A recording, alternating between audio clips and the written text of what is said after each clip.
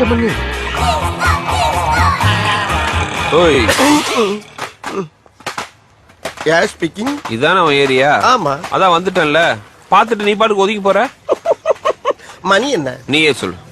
இவனும் ஈக்குவலா மைண்ட் பண்றானே.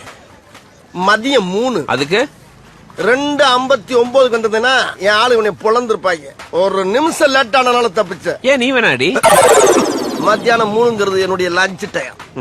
இந்த நேரத்துல அன்னத்துல கை வைப்பன தவிர யாரு கன்னத்துல கை வைக்கிற பழக்கம் அடி எனக்கு எப்பயுமே கிடையாது. அதுக்காக அந்த அசட்டு தைரியத்தோட என் தெருவுக்கு வந்துடுறான். வந்தா அங்க நான் டயத்தை கீப் பண்ண மாட்டேன். ரொம்ப உக்கிரமா இருப்பேன். டேய், தெருவு சொல்ல. வாடா, நீ தெருவுக்கு வாடா. சொல்லிட்டு போ. வாடா, நீ அங்க வந்து வாடா. சொல்லு. வாடா, நீ வாடா, நீ வாடா. வாடா, சொல்லிட்டு வாடா, வாடா. யார் அது? அத பத்தி அப்புறம் சொல்றேன். ஓ, வர முடியுதா?